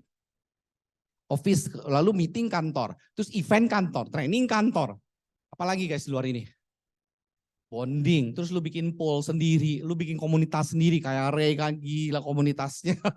Oke. Jadi kan banyak ya. Nah sekarang gue ngerungin gini guys, kalau segini banyak ya, dengan job desk sebanyak tadi, gue cuma mikir gini, harusnya kita udah sibuk bener gak sih? Ya gak? Coba renungin deh. Gue bilang, jadi gue rada bingung kalau ada agent yang masih kalau ketemu di kantor gitu, masih bisa hai gitu. Terus gak ngapa-ngapain gitu ya. Gue cuma mikir, perasaan gue sibuk ya, ada yang salah gitu sama gue. Kok dia santai sih gitu. Kebayang gak sih? Harusnya dengan job desk sebanyak ini, harusnya kita sibuk, bener gak? Oke? Terus dengan job desk sebanyak tadi, harusnya mah kita ngerjain ini doang. Ini saya nggak bawain pesan sponsor leader direct Anda ya, percayalah. Tapi mudah-mudahan hari ini para agent, Anda langsung memutuskan full time, full heart kayak gue waktu itu di 2011. Oke? Harusnya kita cuma ngerjain ini doang. Gue cuma mikir, harusnya cuma ngerjain ini doang ya. Lu nggak akan bisa lagi ngerjain yang lain, karena udah full banget. Dan harusnya tiap minggu harusnya lu ada produksi atau lu produktif. Sekali lagi ya, harusnya tiap minggu lu ada produksi atau lu produktif. Harus dong, minimal ya. Lu major kayak, apalagi sekarang lagi zaman repricing sama konversi. Lu major kayak, lu rekrut kayak, minimum jelek-jelek lu bantuin top up atau kalau enggak lu ada new business tentunya yang paling menarik. Oke? Tiap minggu pasti harusnya selalu ada produksi atau lu produktif. Oke? Nah, sekarang saya tanya balik. Mengapa tidak terjadi? Ayo coba kira-kira teman-teman. Ayo, kenapa nggak terjadi? Coba bantu jawab. Nah, kenapa ya? Nggak dilakuin, males. Coba. Jadi saya nggak lagi nyepet, saya cuma nyindir. Oke, jadi coba refleksi aja kenapa tiap minggu kok nggak ada produksi ya gue ya. Terus gue nggak produktif. Kenapa coba? Ayo coba renungin. Nggak ada tujuan, belum confidence. Karena dulu kita zaman di Dynamic, zaman dulu kita masih Herianto dulu yang pemain lama. Dulu kita tiap Sabtu naik bus subuh-subuh pergi ke Jakarta ke Pro Dynamic, belajar di sana. Gua nggak lupa tuh Herianto ngomong gini kan gaya Heri ya. Heri bilang gini, lu kalau datang ya Senin ya ke kantor ya, Rabu belum ada closingan, lu harusnya udah panik. Wah, gua nggak lupa tuh omongan Herianto. Herianto ngomong gitu loh. Senin lu datang kantor, Rabu lu belum ada closingan, harusnya lu udah panik katanya. Wih, itu nancep tuh di gua. Jadi itu yang membantu gue 2011 tuh. Ngejar. Karena gue kalau udah Rabu belum ada closingan, wah gue panik langsung. Siapa lagi ya? Siapa lagi yang bisa gue suruh buka polis minimum 350.000. Waktu itu masih 350.000. Pokoknya waktu itu Jumat udah harus ada submit aja satu case, jelek-jeleknya 350.000. Jadi kalau Rabu belum ada closingan dulu udah terbiasa atau enggak? Gue paksa siapa lagi ya. Zaman agent ya, oke. Kan jualannya masih bego ya. Jadi gue siapa yang bisa gue paksa ya 350.000 gitu kan. Pokoknya waktu itu Jumat ada closingan aja tahu-tahu. Ya lama-lama kan skill jualan makin bagus. Cuma waktu itu seenggaknya gini loh guys. Yang bagus adalah membentuk etos kerja ya enggak. Lu jadi membentuk pola kerja. Lu jadi tahu caranya supaya Sabtu Senin masuk kantor, Jumat minimum udah ada closingan. Gitu loh, ngebentuk itunya sebenarnya. Oke? Nah, kenapa? Coba, ayo tadi yang jawab lagi. Kenapa kok udah, kalau ditanya kapan terakhir lu closing? 3 bulan yang lalu. Itu kayaknya ada yang salah berarti. Coba, kira-kira apa? Apalagi guys, saya belum ketemu yang lebih pas. Menunda, oke good. Apalagi? Takut, oke. Terus? Nah, down karena banyak tolak. Terus? Gak punya tujuan. Gengsi, nggak punya goal. Ya, Kebanyakan mikir, oke. Terus nyaman, banyak alasan. Sibuk kerjaan, banyak asumsi. Tadi saudara yang Westi hampir mendekati, gue pengen yang karena nggak punya hati atau nggak punya belief. Makanya hari ini justru gue no belief, no relief. Karena gini loh, gue mikirnya dari sisi nggak punya hatinya. Nah, ini ada satu kemarin sempat heboh. Gak usah dicari, gak usah dicari sekarang, oke? Para Anda kaum lambe tura gak usah dicari sekarang, oke? Ini kemarin sempat trending. Ada satu influencer, cowoknya baru, wah lagi heboh ya biasalah kan bikin konten ya biar engagement naik. Jadi dia bikin konten soal cowoknya yang tadinya agnostik lalu milih agama, gitu, oke? Nah, gue tadinya nggak tertarik, cuma tiba-tiba ada omongan dia yang begini, agama punya Tuhan tuh kayak asuransi aja. Widih, dia bilang, anggap kayak asuransi aja. Kalau ada ya syukur, kalau nggak ada ya udah nggak apa-apa, gitu. Wih, jadi menarik nih. Gue cari orangnya siapa ini, gue cari terus gue tonton. Nah, jadi dia tuh orang agnostik. Kalau Anda tahu orang agnostik, agnostik itu versi lain pengembangan produk dari ateis. Jadi kalau ateis itu nggak percaya Tuhan, nah orang agnostik itu lebih galau lagi. Jadi buat dia agnostik itu konsep tentang ketuhanan itu sulit dijelaskan. Nah, buat mereka itu gitu, sulit dijelaskan dan tidak akan pernah bisa dijelaskan. Jadi dia bilang gini, ya udah milih agama mah pilih aja, dia bilang yang mana aja. Nanti ya agama tuh anggap aja kayak asuransi. Kalau tahu-tahu nanti Tuhan ada ya syukur kan lu udah punya agama. Kalau nggak ada ya udah. Memang gue juga nggak bisa menjelaskan juga gitu atau nggak. Nah jadi buat gue menarik pernyataan dia. Bikin gue nggak bisa tidur. Gue mikirin. Kadang-kadang gitu kan. Gue suka mikirin hal-hal dari yang nggak berguna sampai berguna. Jadi gue mikirin, gue renungin. Oh tapi menarik statement dia. Lu kebayang nggak? Dia bilang Tuhan. Lu pilih aja Tuhan yang mana aja. Lu pilih aja satu ya. Nanti kalau syukur-syukur ada ya bagus. Kalau nggak ada ya udah atau dari awal juga gua nggak peduli juga, ngerti nggak? Nah, gua mikirnya orang agnostik sebenarnya menurut kalian punya belief apa enggak? Ada belief? Nggak ada. Itu kan galau ya. Dia kan Tuhan dianggap cadangan aja. Kalau lu tahu, kalau tahu yang sebenarnya bahwa orang kayak gini kan disebutnya suam-suam kuku ya. Lu percaya kagak? Nggak percaya dibilang enggak, percaya juga enggak. Lu kan bingung ya kasusnya. Dia bilang gini, agama lu pilih aja satu. Cadangan buat dia bilang cadangan. Jadi kalau ternyata ntar di akhir zaman, Tuhan ada ternyata, ternyata ada. Kan gue udah punya agama. Tapi kalau nggak ada, toh gue nggak percaya juga. Kebayang nggak? Buat gue agnostik itu kayak bentuk pelin-pelannya ateis. Buat gue mendingan ateis ya, lu nggak percaya sekalian. Tapi kalau lu percaya, percaya sekalian. Betul? Karena kan dibilang kalau mau panas, panas. Kalau mau dingin, dingin, ya enggak? Yang kayak begini kan di tengah-tengah ya. Jadi yang anggap Tuhan kayak cadangan. Syukur kalau ternyata ntar di akhir zaman, Tuhan ada, halo Tuhan, gitu kan. Kalau nggak ada, ya udah dari awal juga nggak percaya. Bayang nggak? Yang kayak gini belief bukan? Bukan. Ini bukan belief. Dia sedang hanya beragama, tapi dia tidak sedang beriman. Nggak ada imannya kan, nggak ada beliefnya kan. Dia hanya sedang punya label agama, tapi nggak punya beliefnya. Dia hanya punya label agama, nggak punya Tuhannya sebenarnya. Karena buat dia anggap aja kayak asuransi, ya lu pilih aja satu yang mana gitu loh. Jadi dia nggak punya belief ya sebenarnya. Kalau di asuransi kan sama aja, semua asuransi sama, lu pilih aja yang mana aja tembak. Ya enggak. Kalau nggak lu pilih aja yang memberikan komisi paling besar, udah gitu nanti lu ikut ke sana, oke? Pokoknya maju tak gentar membela yang bayar gitu kan. Nah, kan kayak gitu kan nggak ada belief ya sebenarnya ya. Kalau lu pikirin kan. Nah, pernyataan ini jadi menarik kemarin buat gue. Makanya gue bikin bahan no belief, no relief ya. Yang kayak begini kan sebenarnya kalau ditanya deep down inside dia. Jadi sebenarnya lu percaya nggak bro? Ya enggak, pokoknya yang penting mah ada aja gitu ya, ngerti ya. Beda antara cuma ada, cuma status, tapi dengan beda sama lu percaya. Beda di mana? Nanti kita bahas setelah ini. Nah jadi di pernyataan dia menarik. Buat gue ketika kita no belief, lu akhirnya jadi nggak yakin dengan apa yang lu lakukan. Hati-hati ya guys. Ini juga berlaku di Prudential. Ketika lu nggak believe, lu jadi nggak yakin dengan apa yang lu lakuin. Terus yang lebih dahsyatnya, lu nggak yakin dengan produknya. Makanya kan di luar sana, sama aja lah. Kita mah pokoknya kita siap sedia. Kalau produk ini tidak membantu, kita beli produk yang ini, gitu kan? Lu jadi nggak yakin dengan produknya. Nah ini yang lebih berbahaya adalah nggak yakin bisnisnya buat jangka panjang. Gua kayaknya nggak yakin nih di Prudential nih, karena nggak dapet belief-nya. Gue gak yakin ini bisa buat panjang. Gue gak yakin ini bisa buat sampai anak cucu gua nggak yakin nih sampai bisa diwarisin, gua nggak yakin nih sampai bisa menopang keluarga gua. Itu kan ketakutan terbesar kita, bener nggak? Lu milih prudensial, lu milih sukses, ketakutan terbesar lu kan itu. Ini bisa nggak ya nopang keluarga gua? Nah, tadi saya sempat cerita juga sama Philip sama si Demi gini. Untuk bisa punya belief nih ya, untuk bisa punya belief atau lu punya iman atau lu punya percaya, pertamanya pasti lu disebutnya orang tidak percaya. Bener gak? Untuk lu punya belief, lu tadinya non-believer berarti kan. Artinya tadinya kalau bahasa gua, tadinya lu orang murtad. Kalian semua pada murtaders, oke? Nah, sebelumnya kan lu murtad. Begitu juga gua pertama kali join di Prudential. Gua nganggep diri gua orang murtad di Prudential. Tapi gua bilang ke leader gua, Ci, gua mau punya belief di Prudential. Gimana caranya?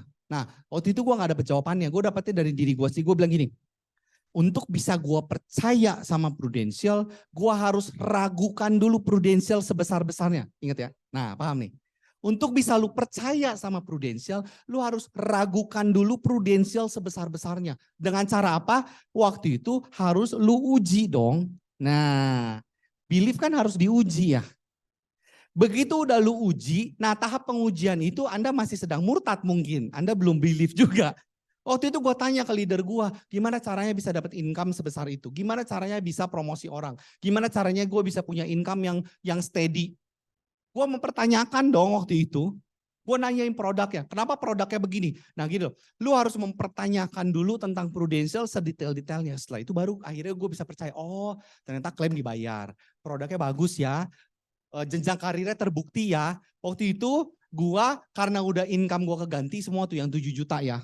Gue bilang ke Cici, akhirnya gue bilang ke leader gue, mau gak mau gue menyerahkan diri dong. Gue bilang, oke Ci, gue ikutin lu sekarang, apa yang harus gue lakukan? Kasih tau lu begini, akhirnya gue promosi. Nah udah promosi, gue waktu itu cuma nanya ke 2 orang di Dynamic, waktu itu kita masih di Dynamic.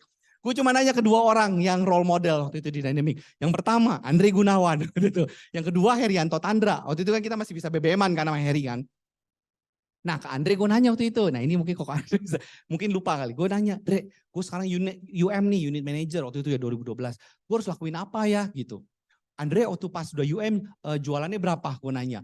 Andre jawab gini, saya gak jualan Nal, saya besarin tim. Gitu. Oh oke. Nah terus gue nanya lah ke Herianto. Her, gue udah UM nih. Terus Heri itu, wah hebat lu bro, semangat bro. Gak gitu kan kayaknya Heri kan. Wah jagoan lu hebat. Nah gitu. Kok nih, tapi gue harus lakuin apa ya di UM? Nah dikasih tahu, oh lu rekrut yang banyak. Katanya lu rekrut aja. Jualan lu waktu UM berapa? Kagak ada gue rekrut yang banyak. Gitu. Akhirnya waktu itu gue rekrut, gue ikutin saran mereka kan. Nah gue uji tuh, waktu itu gue bilang ke diri gue sendiri. Oke, gue income pertama gue ada 3 kerjaan keganti di Prudential. Gue pengen 2 kali lipatin. Make sense dong. Kan gue lagi tahap penguji ya. Gue bilang mana bener gak sistemnya jalan. Sok gue bilang. Gue bersedia kerja keras asal sistemnya terbukti. Kan murtad banget kan ya gak. Tapi gak apa-apa. Lu sedang tahap penguji. Akhirnya gue rekrut yang banyak. Gue temenin agent join field. Gue direct meeting. Gue promosiin orang. Terbukti loh 2 kali lipat. Nah kebayang gak. Tahu-tahu di tahun kedua. Akhir tahun kan gue promosi awal 2012 ya. Akhir 2012 mau masuk ke 2013. Bro udah transfer 15 juta waktu itu ya. Wih Edan gue bilang bisa 2 kali lipat loh. Nah teruji gak? Teruji kan. Lu tadinya yang murtad, lu jadi percaya bener gak? Ya kan? Tadinya lu gak percaya.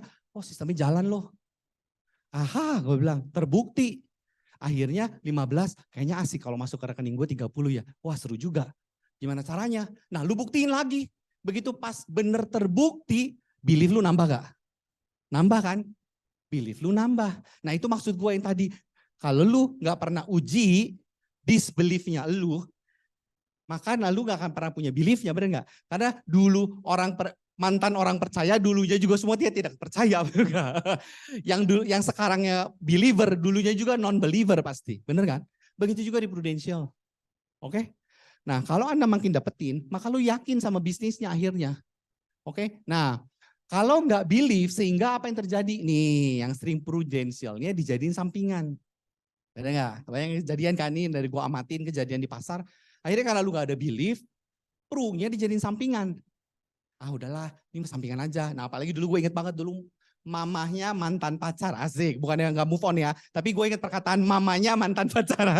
Dia ngomong gini dulu soalnya gue inget banget. Nal, kamu mah jangan serius-serius banget Prudential katanya. Prudential mah uang jajan aja, widih.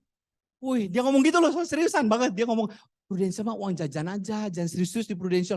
Wah, panas dong. Untung dulu ya, puji Tuhannya dari dalam hati ada yang membara nih, Edan. Wah, asik. Gua buktiin loh Prudential bukan uang jajan.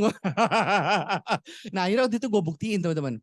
Nah, tapi kan kalau yang nggak ada belief-nya, nggak akan dilakuin toh. Dia akan percaya-percaya aja, iyalah Prudential uang jajan aja gitu. Paling cuma bisa buat nonton, beli popcorn, bayar uang parkir, pulang gitu ya. Nanti anak istri makan Indomie tiap hari gitu kan. Nah, tapi kan enggak ya. Terus kalau enggak, Pru cuma dijadiin salah satu bahan jadi makelar, calo. Nah, mau asuransi, saya ada. Mau panci, saya jualan. Mau apa lagi? Robot trading saya ada. Nggak nyindir, cuma nyepet. Terus mau apa? Logam mulia saya ada. Mau apa lagi? Obat penyemprot muka saya punya. Terus apa lagi? Mau apa lagi sok yang semua diemelin? Panci 7 lapis lah, anti angus, oke, jualan BH, celana dalam. Pokoknya semua saya ada. Hayu gitu kan. Kebayang nggak? Akhirnya Pru cuma dijadiin salah satu bahan caloan aja. Makelar aja. Mau asuransi gua ada. Ngerti ya teman-teman ya? Ini karena terjadi guys di lapangan. Ini mas saya perhatiin dengerin kelakuan agent. Oh ternyata begitu ya gitu, oke. Lalu Pru dijadikan, nah ini yang kesian lagi. Pru dijadiin cadangan. Pru dijadiin cadangan. Kalian para ladies, wanita, lu mau dijadiin cadangan? Najis katanya gitu, oke. Lu pilih dong yang jelas, nah, gitu kan. Nah kenapa gue suka bisnis ini? Karena bisnis ini sebenarnya menerangkan tentang kehidupan. Ngerti ya teman-teman? Makin Anda jalanin bisnisnya, sebenarnya makin lu paham soal kehidupan. Karena prinsipnya sama. Judulnya aja yang beda-beda. Ngerti ya teman-teman? Tapi prinsipnya itu sama kok. Nah sekarang saya mau nanya nih. Suami istri, di sini udah nikah siapa? Ya udah nikah? Nah saya mau nanya.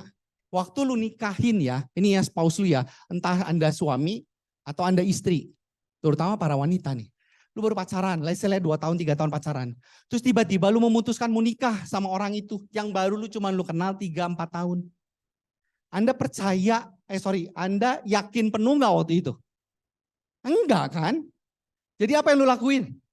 Ya gue percaya aja sama dia, bener gak? Saya percaya, saya memutuskan menikahi kamu karena saya percaya. Sebenarnya kan gue gak kenal-kenal lu amat, orang baru kenal 4 tahun kok gitu ya gak? Belum tahu kalau dia lagi ngamuk gimana, belum tahu dia marah gimana, belum tahu dia ada utang apa enggak, belum tahu dia kayak gimana kalau rencana tersembunyinya, bener gak? Lu cuma bisa percaya. Baru setelah ada percaya, suami istri baru apa? Baru komitmen. Betul? Nah, semua hubungan, kan kita tahu semua hubungan kan 3 tahun pertama itu semua masih chemistry doang ya, proses kimia doang, masih baru cuman adrenalin ya enggak, hormon, duduk. Makanya waktu pacaran kalau pegangan dikit anjir terus gitu kan, itu kan karena kan masih hormon kan, duduk, makanya hati masih bisa duduk. Nah Anda tahu nggak, udah 3 tahun kan hormonnya habis, nggak tahu ya? Oh kesian banget, nggak tahu ya? Ini ada di ilmu semua kelas pernikahan, oke? Udah 3 tahun itu hormonnya habis guys. Nah baru tuh, makanya perceraian banyak terjadi tahun ketiga kan. Setelah udah tahun ketiga selalu bilang, saya udah gak ada rasa. Ya iyalah emang udah gak ada rasa, sisanya apa? Komitmen, bener gak? Karena kan hormonnya udah habis ya. Nah begitu juga di bisnis, oke? Di Pru. Begitu lo kenal, pertama kali Pru, oh gila bagus banget bisnisnya. Woi leader gua punya mobil, punya rumah, punya apa. Udah lewat 3 tahun mah, susah ya ternyata gue ditolak. Ngantri di rekam medis, terus gue di PHP, nah yo, sisanya apa? Komitmen, paham ya teman-teman ya? Yes, gitu kan? Nah, jadi kalau nggak ada belief guys, dangerous loh. Makanya gue selalu bilang ke tim leader gue, why lu mulai bisnis ini kena gimana? Pasti leader Anda juga begitu kan? Why lu apa? Lu punya belief gak di Prudential? Oke? Nih, dengan nggak ada belief, Anda jadi gini yang gue bilang tadi. Nah, nggak ada komitmen. Percayalah itu semua sparknya itu cuman ya paling beberapa tahun awal pertama. Gak ada komitmen. Nah lalu akibatnya ini yang saya perhatiin guys. Kebanyakan saran di industri ya. Jadi ada kelakuan blur activity. Ambigu activity yang gak jelas. Ini saya perhatiin di banyak, di sini mah gak ada. Di sini gak ada. Di sini baik-baik. Oke? Di agensi sana, di semesta lain lah. Kebanyakan para direct agent akhirnya karena dia nggak ada belief, yang dia kerjain tiap hari. Kan tadi makanya di slide pertama gue jelasin activity job desk kita. Banyak gak? Banyak banget loh guys kerjaan kita sebenarnya. Tapi kenapa hari-hari kita liatin agent sama leader bahkan kegiatannya masih blur, masih ambigu banget, nggak tahu apa yang dikerjain. Bahkan datang ke kantor cengengesan kayak nggak tahu apa-apa gitu ya. Cuma nanti ujung-ujungnya ngantri beli minuman yang monster ya. Gitu-gitu kan. Kerjaannya jajan begitu doang terus gitu kan. Karena nggak tahu apa yang dikerjain. Kau bayang nggak? Akhirnya activity dia blur sama ambigu. Lu ngerjain apa sih sebenarnya? Nah, sekarang activity blur ambigu yang paling sekarang manifestasi paling jelas adalah ini. Nah, ini mungkin ada kontroversial di kalian, terutama anak-anak milenial. Udah bukan milenial sekarang ya. Sekarang generasi apa sih? Udah milenial udah tua sekarang. Sekarang Gen Z, oke? Milenial udah mulai tuir sekarang. Gen Z, para Gen Z dan generasi Alpha nih nanti anak gua. Mereka bilangnya sekarang gini kan lagi ngetren.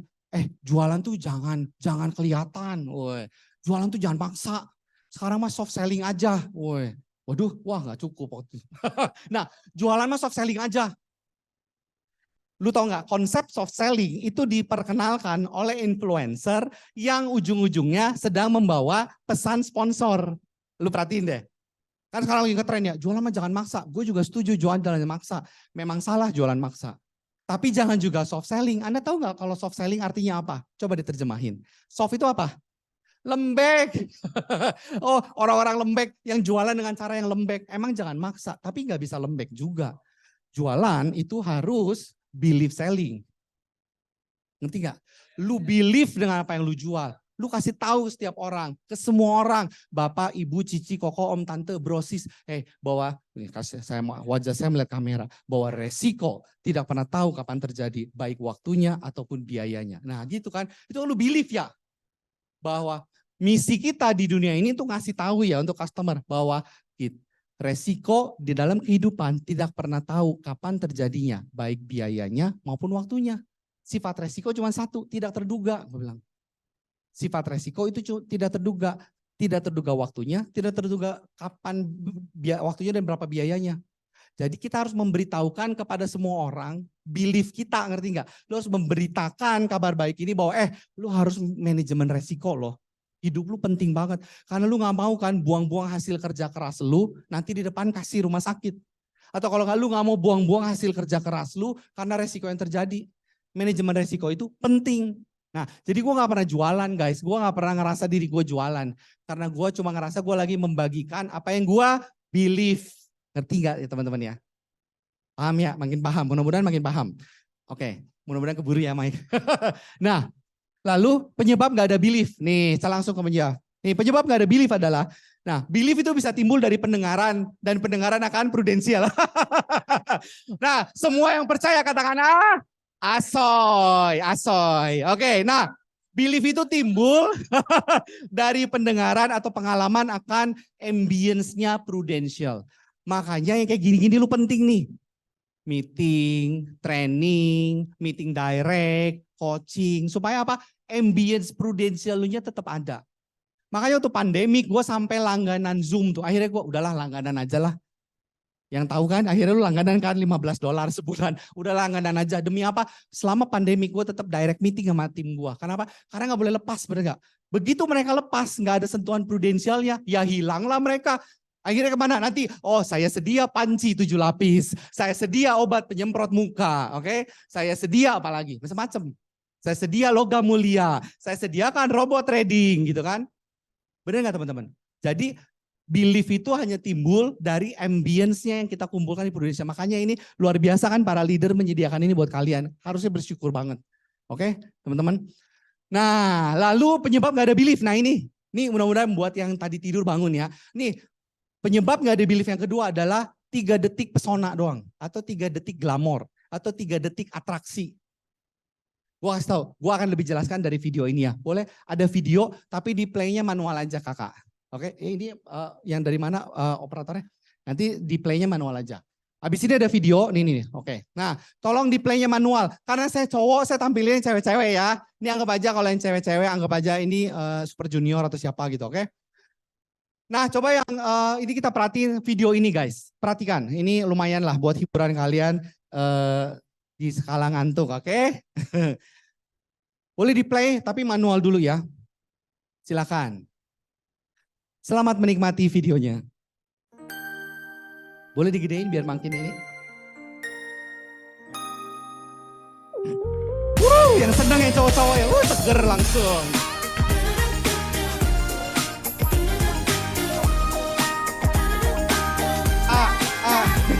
Oke. Maaf ya, gua sih nggak ngikutin. Yang gua tahu mah ini aja, oke. Gua nggak tahu yang terbaru soalnya. Nah, sekarang boleh di pause, jangan mati di pause. Nah, tahu nggak apa yang membuat video ini jadi menarik? Ayo coba jawab. Hah? Ceweknya. Nah, sekarang selain ceweknya cantik dan seksi, apa coba yang membuat video ini menarik? Ayo. Bajunya, terus? Hah? Apalagi? Gayanya, dance-nya, goyangannya, lalu apa lagi? Raihan, sorry lo lagi puasa, aduh maaf. Aku kasih asupan tidak berguna, maaf ya kawannya. Maaf. Apalagi? Kostum, apalagi? Musik, apalagi? Koreografi, apanya, musiknya. Nah, gua kasih tahu itu semua betul, tapi yang lebih tepat adalah dia ini jadi menarik. Karena video ini cuma terkumpul dari potongan 3 detik dikumpulin jadi satu. Sekarang lu hitung, setiap frame berapa detik. Ya, kalau tadi kan enjoy ya, nah, habis ini pelajaran matematika. Nah, coba di play lagi Kak. Lu hitung, setiap frame berapa detik. Tuh. Berarti setiap frame itu nggak pernah lebih dari 3 detik. Tuh, udah ganti. Lihat ya, setiap frame itu nggak pernah lama. Oke, pause lagi. Nah, karena setiap frame itu cuman terdiri dari 3 detik ganti, 3 detik ganti, 3 detik ganti. Itu yang membuat videonya menarik. Coba si cewek cantik ini ya, cewek cantik atau yang cewek-cewek liatin cowok ganteng, lu liatin nggak cuma 3 detik, lu liatin 3 jam terus aja gitu. Gua jamin, udah 3 jam udah gak menarik, bener gak? Gua jamin, udah 3 jam mah udah gak menarik. Mau dia seksi kayak cantik kayak bagus bajunya, lu liatin gitu terus 3 jam, udah gak menarik. Dia jadi menarik karena cuma 3 detik ganti, 3 detik ganti, 3 detik ganti. Paham ya teman-teman ya? Begitu juga distraksi di bisnis. Oke, boleh nyalain lagi lampunya. Begitu juga distraction di bisnis. Lu kan dijelasin ya sama ini, oh ini ada bisnis bagus, panci 7 lapis, oke, obat penyembuhan muka, oke, robot trading, macam-macam. Karena lu cuma lihat distraksinya pesona 3 detiknya doang. Bener nggak? Coba Anda udah jalani itu yang godaan itu lu jalanin 3 jam. Lu jalanin 30 hari, lu jalanin 3 bulan, lu jalanin 3 tahun, lu jalanin 13 tahun. Sama ujung-ujungnya sama apa? Komitmen. Paham ya teman-teman ya? Begitu juga di Pru. Nih maaf kata, bahkan di Pru Anja, Anda mungkin join Pru, lu gara-gara terpesona oleh pesona 3 detik ya, bener gak? Lu kan ngeliatin Sunday Punch leader lu ya, oh keren banget. Lu liatin Sunday Punch kan cuma 3 detik ganti, 3 detik ganti, oke? Kan potongannya cuma double star club leader, PCC leader, apa leader. Lu kan gak tahu perjuangannya ya. Ditolaknya, kayak gue tadi kencing di lapangan parkir gitu kan gak diceritain di video klipnya ya, gue kencing di lapangan parkir, bener gak? Gak bagus banget ya gak? Percuma juga, gak ada gunanya, bener gak? Yang Anda lihat kan bagus-bagusnya doang ya, bener gak? Nah itu yang menyebabkan kita jadi gak ada beliefnya. Kalau Anda cuma ngerjain sesuatu, cuma gara-gara pesona 3 detik, gak akan bertahan lama guys, bener gak? Karena ujung-ujungnya ketika lu udah tekunin 3 bulan, lu ketekunin 3 tahun, lu tekunin 13 tahun, lu tekunin 30 tahun, ujung-ujungnya balik ke komitmen. Paham ya teman-teman ya? That's why harus jalanin pakai belief. Apalagi sekarang Prudential, gue udah suka lah. Prudential ini sekarang makin menghargai profesi kita ya. Anda tahu angka MOC udah makin tinggi? MOC udah ditinggiin loh, ayo. Gua bilang bagus, tinggiin aja. Karena apa? Biar orang sekarang kalau lu nggak serius, nggak fokus di Pru, habislah kau. Bener nggak? Lu nggak akan bertahan udah. Karena angka MOC-nya aja sekarang udah tinggi. Dan kita manusia ini manusia sangat beradaptasi. Gue percaya ini mah ya, ini mah just wishful thinking. Kalau Prudential naruh angka MOC-nya sesuai angka Star Club. Achieve gak semua? Pastinya Chief. Malah kalau kata gue ini MOC-nya masih kerendahan, ya nggak? Kalau angka MOC sama dengan angka Star Club, pasti lu kejar, bener nggak? Karena lu nggak mau kena demosi dong. Pasti lu kejar, bener nggak? Gue ingat banget omongan Dennis Chua, karena sering kali gue yang terjemahin kan dulu. Dennis Chua bilang di Singapura bahkan kalau lu mau promosi, lu harus Star Club berkali-kali, ya nggak? Star Club, Star Club, Star Club, Star Club, baru promotion. Kalau lu udah Star Club, fail, ulang lagi. Star Club, promotion. Standarnya udah begitu tinggi, berarti di kita kan sebenarnya masih nggak terlalu tinggi ya. Nikmatin lah guys, ini momentum, pergunakan gue bilang mah. Soalnya gini loh, tapi bagus dengan cara standar tinggi di Singapura. Minimum gini ya, lu nggak sukses promosi aja, kan itu kan harus Star Club, promosi baru. Star Club 4 kali. Di tengah jalan amit-amit ya, lu nggak sukses promosi aja, lu tapi udah kaya, ngerti nggak? Lah di kita, promosi kagak, miskin masih. Kan kesian ya, bener nggak? Kesian banget kan? Udah gitu, kalau masih tetap miskin, udah berjuang, kan beliefnya nggak dapet ya, percayalah, beliefnya nggak dapet, bener nggak? Nggak akan dapet tuh beliefnya. Tapi lu kebayang kalau di Singapura, Star Club, tapi waktu itu dia fail. Tapi seenggaknya income Star Club, wow, I'm happy, ya enggak? Ya kan, belief tetap ada. Dia pasti berjuang lagi tahun berikutnya. Ngerti ya teman-teman maksudnya ya? Oke. Jadi jangan cuma lu hanya lihat 3 secondnya, 3 detiknya. Coba lu lihat 3 menit, 3 jam, lu jalani 3 hari, lu jalani 3 minggu, lu jalani 3 bulan, 3 tahun, lu jalani 30 tahun. Lu gak akan lihat lagi glamornya sama menariknya lagi. Sisanya udah cuma tinggal komitmen aja sama rasa percaya, belief. Oke? Ini terakhir, ini terakhir banget. Nah, terakhir nih guys, ini efek dari nggak believe. Ini slide terakhir saya harusnya. Ketika kita nggak believe, gue bukan apa-apa, gue ngomong gini bukan karena gue mau ini ya. Mukanya jangan merasa tertuduh gitu dong, mukanya jangan kayak berdosa gitu dong. Oke, karena ketika Anda nggak punya belief, kesian Anda. Begitu lu nggak believe ngerjain sesuatu nih ya, lu ngerjain pro, misalnya mindset awalnya cuman, oh ini mah batu loncatan, ayo cepetan nanti gue ganti kerjaan lagi. Nah kan mindsetnya beda ya, bukan belief ya. Yang penting ini mah batu loncatan doang, sementara, uang jajan, cadangan. Nah, begitu lu prospek, klien pun, potensial klien akan terimpartasi nggak beliefnya lu, percayalah. Karena ini ini entah gimana, ini karunia Tuhan, keajaiban dunia ke-8 kayaknya. Tuhan memberikan kepada konsumen itu kemampuan indera ketujuh untuk merasakan aura, ya enggak? Bener enggak? Kan karena juga kan customer. Selain agent kan ada customer. Lu kalau didatengin sama marketing, sama sales, lu kan kerasa ya, oh ini mah mau duitnya doang. Kerasa dari mana? Nggak tahu, gue kerasa auranya, ya enggak? Kalau bahasa NLP aura, kalau bahasa lainnya impartasi, lu mengimpartasikan yang nggak bagus. Lu aja nggak percaya, bener nggak? Gimana gue mau beli sama lu? Nah, pertanyaan ujian kepercayaan customer ke kita apa coba? Kita udah jelasin nih, black card, wow, black card semua, black card plus. Ujungnya customer nguji kita gimana coba? Dia tanya, lu ngambil yang mana Nal? Ayo, bener gak? Ada yang sering tanya gitu gak? Bayangin gak kalau lu gak ngambil sendiri, terus lu jawab dengan santainya, saya gak ambil kok, saya jualan doang. Gimana? Bener gak? Nah, jadi kalau Anda gak punya belief, potensial klien pun akan kerasa gak beliefnya lu. Nah, nih terus yang lebih worse, diri lu sendiri, lu nganggap diri lu tuh rendah loh, lu nganggap diri lu gak nyaman. Karena lu ngejalanin juga gak pakai belief, lu resah, target jadi hukuman, ngerti gak? Angka produksi jadi siksaan. Aduh harus ngejar SEM. Aduh harus gue dituntut ngejar SEM. Jadi beban guys. Beban banget. Karena gak believe. Nah ini statement terakhir gue. Bener. Kalau orang sanguin mah gitu ya. Ini beneran slide terakhir gue. Bener ini mah. Gue bukannya. Ini bener-bener terakhir. Kayaknya mah ya. Nih. Gua bukan fanatik prudensial ya. Percayalah ini gua si Ronald fanatik banget Edan kayaknya agamanya prudensial ya. Enggak, gua mah gini loh, gua masih percaya bahkan gua masih doain harus lebih banyak bisnis yang lebih bagus dari Pru, bener enggak? Karena kan kita butuh mereka sebagai klien ya kan? Jadi harusnya lu doain dong lebih banyak bisnis yang lebih bagus daripada prudensial karena gua butuh mereka sebagai big clients. Oke? Prudensial itu sebenarnya objek mati. Ini jangan direkam ke Pak Rusli ya, jangan kau kasih tahu. Jangan kasih tahu Pak Didi, oke? Bisnis prudensial itu objek mati. Rahasia aja antara kita. Tapi yang bikin hidup apa coba? Yang bikin hidup itu belief kita. Jadi prudensial itu objek mati guys. Nah, bisnis yang back tadi, back sekali. Nah, back sekali. Nah, jadi please tolong ini beneran slide terakhir gue. Wow, interaktif. Coba slide lagi. Slide lagi.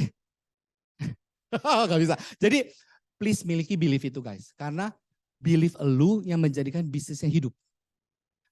Beliefnya lu yang jadiin prudensialnya hidup, percayalah. Ini saya berkecimpung 13 tahun ke-14 saya di Prudential. Gue cuma ngerasain, cuma belief. Percayalah, kalau nggak lu punya prestasi tinggi-tinggi juga ya. Gue melihat 14 tahun di Prudential banyak bintang jatuh tau nggak. Bintang aja muncul. Star Club, PCC, tapi udah lama gitu. Karena dia nggak punya belief. Hebat mah hebat, jago mah jago. Tapi bintang jatuh. Jangan sampai ada bintang jatuh lagi di Prudential. Soalnya di Prudential bukan soal bintangan, tapi the last man standing. Di Prudential mah siapa yang bertahan paling akhir itu yang bertahan, itu yang sukses. Oke? Jadi bukan masalah jago-jagoan. Jadi dari saya ya seperti tadi, yes ini slide terakhir saya. Nah, mari miliki belief itu karena belief itulah yang bikin nyawa Prudential lu hidup guys. jadi begitu aja sharing saya. Maaf kalau ada salah-salah kata. Oke, terima kasih dan selamat pagi. Teman-teman. Cek. Hari ini siapa yang belajar banyak teman-teman? Kalau yang belajar banyak dari kehidupan seorang yang luar biasa, bilang sekali lagi Corona, thank you. Jangan lupa datang lagi. Teman-teman, suatu hal yang mencerahkan sekali ketika kita dengar pengalaman pain-nya orang yang bisa jadi kekuatan mereka saat ini teman-teman. Ko Andre bilang ketika kita meeting bahwa pain yang merubah kita itu bukan pengalaman kita, tapi yang 99% hidup kita berubah karena pain kita. So hari ini kita belajar, bersyukur kita bisa belajar pengalaman berharga dari seorang Coronel, pain-nya Coronel, dan beliau hebatnya meresponi dengan bagus, dengan baik, tidak menjadikan masa lalu itu menjadi begitu saja, beliau menjadikan modal untuk masa depan. Yang dari tadi kita dengerin adalah cerita dari From Zero to Hero teman-teman. From Zero to Hero. Karena ada seorang yang ketika situasi nggak gampang, beliau lakukan tetap yang baik. Makanya ada hal yang terjadi saat ini begitu indah. Karena ada respon di saat hidup tidak indah teman-teman. Ada hari yang indah karena ada respon di saat hidup tidak indah. Hari ini belajar banyak, saya bersyukur karena punya seorang teman yang memang bisa tetap lakuin hal yang baik. Pengalaman hidupnya jadi obat. Dulu air matanya beliau, saya tahu itu nggak gampang. Air matanya beliau hari ini jadi mata air buat kita semua. Betul? Teman-teman, kita sudah masuk bulan April. Bagi teman-teman yang udah cukup semangat, yang dulunya cuman masih jadiin cadangan, mungkin ya baru kenal, tertarik dengan 3 detik, tapi kita tahu bahwa ketika kita lakukan dengan benar, belief yang benar, komitmen yang kuat, hasilnya berbeda teman-teman. Hasilnya akan berbeda. So, ada semangat di Sabtu ini teman-teman? Oke, sekian aja dari kita dan thank you. Selamat pagi.